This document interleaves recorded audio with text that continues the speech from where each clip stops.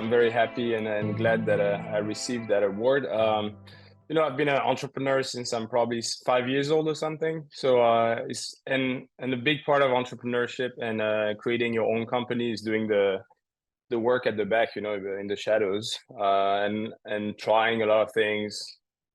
So it's always great to see some recognition for all the efforts and the trying risky stuff, basically, because that's the life of an entrepreneur. So it's very difficult to award entrepreneurship because our job is about everything, right? It's not like the best finance company, it's not the most green company. It's entrepreneurship is a jack of all trades. So I'm very glad that this can be recognized. So thank you, guys.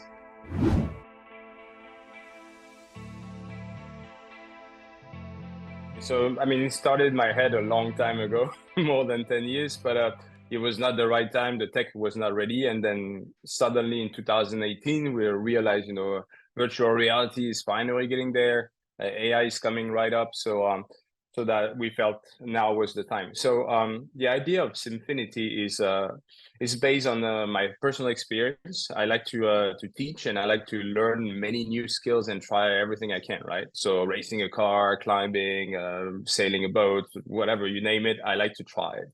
So I feel that the best way to learn something is by actually doing it. The problem is not everyone has the budget, the time, the resources to actually try everything they would like to try or learn everything they would like to learn. And that's how Simfinity was born, basically giving access to the best of learning to a large number of people. The reason is, there's a famous sentence, it takes a famous concept that it takes 10,000 hours of practice to master a skill. But in today's world, like with our fast pace and everything, no one has 10,000 hours to invest into one single skill. So we want to take that and crunch it back and make it almost instant. So how do we do that? Obviously through technology. And then we have three main products. The AI is the latest product, but it's really taking over.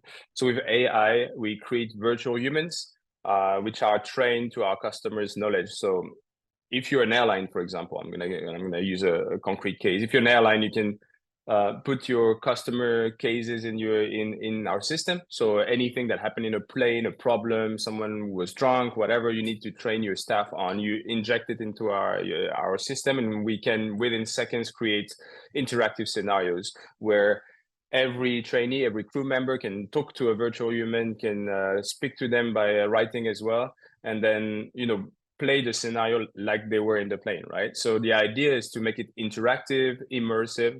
So that's our first product. So AI-based training scenarios where you interact with a virtual person.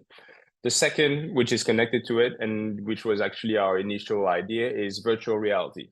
So we can immerse people into a lifelike world, 360 degrees. You can interact, you can grab the stuff. So back to the plane, this time instead of speaking to a virtual customer, you're actually inside the plane. You have to manage the situation, and then hands-on, right? So if you need to, bring some med kit to the patient, you need to the passenger, you need to grab it, this kind of stuff. So virtual reality is the next step because it really creates like a memory of what you do. So it's much better way of training. It's been proven, is 400% better than any standard video, PowerPoint, or like normal lesson. So VR is great. And the third product we have, which is one more step, is to add haptic, like hardware simulator, racing simulator, flight simulator. So when you need touch, right? Typically in the medical sector where we work as well, they need feedback, they need to touch the patient, then we can connect also with our system. So we have one platform that's centralized all this amazing tech and that can take your learning approach from 10,000 hours to maybe 10 hours. That's the goal at least. And in a few years from now, obviously, we really want to almost become like the Matrix, right? You could pick any skills, push a button, and learn it on demand. That's our dream.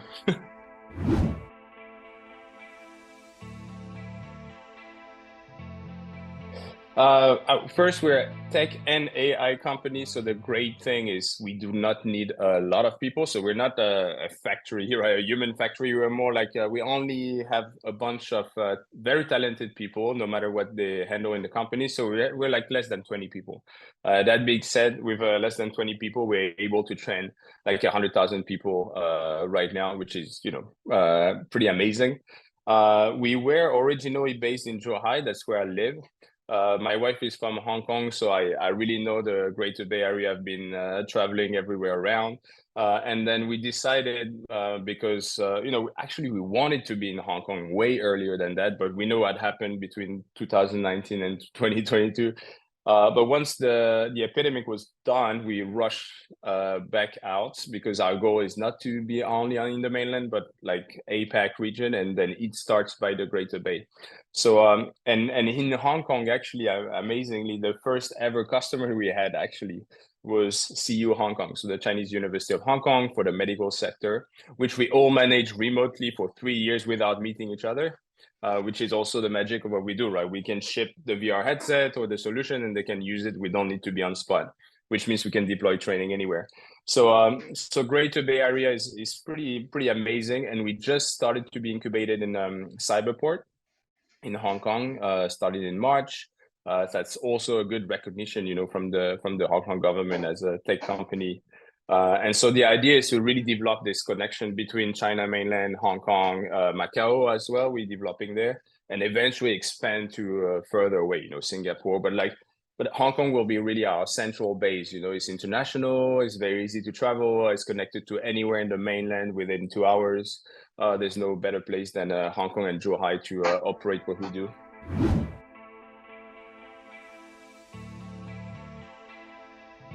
Of course, technically our tech can be expanded anywhere in the world. That being said, we are based in Asia. We are very familiar with the culture. I think there's also the, how do you call it, the dynamic of the area is much stronger than in Europe, where we might slow down a little bit. We'll catch up, but like right now, Asia is the hotspot, right? Even India, and all the way down to Australia. So it's easier for us in terms of reach, even though we can do remote. That's our first step. First step, take over Asia with our training solutions, and then we'll expand to Europe and US. But that's a lot of work already, so we're happy to do that step by step.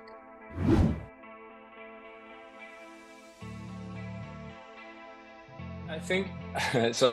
When I moved to China in 2009, I just finished my master's degrees in the US, right? So, and I did only 1 year in the US, not even.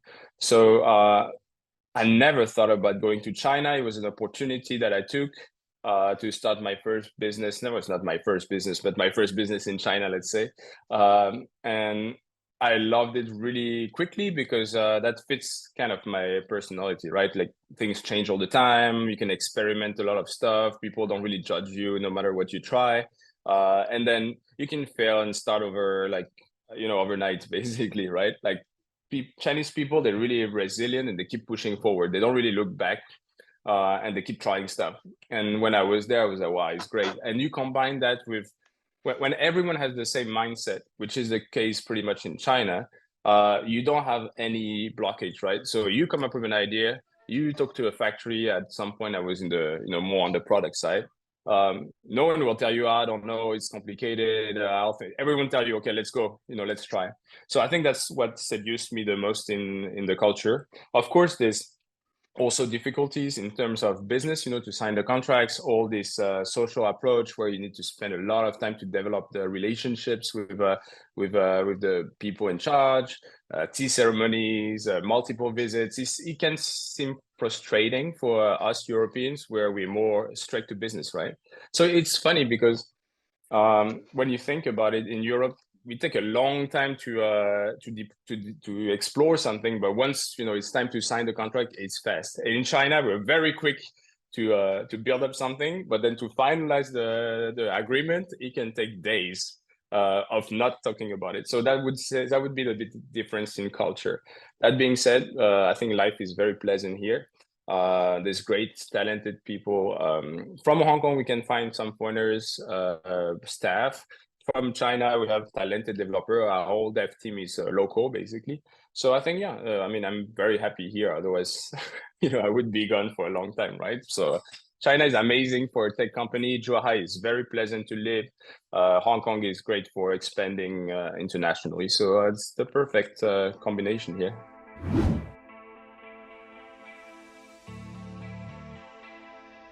First, it brings you back to your roots, right? It's delivered by French people, so it means that no matter, I did sorry, I had my studies started in France. I finished in the US. I moved to China for my professional life. So it's great to to go full circle, right? I always thought anyway, my goal from the start was to go everywhere, in the world, collect ideas, and eventually use that to pay back my own country, because I figured that the reason why I'm here today is also because I was lucky enough to be born in France, right? Because we have safety, we have education. I'm from Lyon. It's a great city. We eat great food. I mean, it's a very nice environment for life, to enjoy life and to grow up as a kid. I would not have dreamed of better places. So I figured, I got the beginning of my life from France, the middle a bit in US, then moved to China. So yeah, the idea was always that. So I'm glad that it's my first step to be recognized, and I'll hopefully start to build back and send back some thanks to my home country.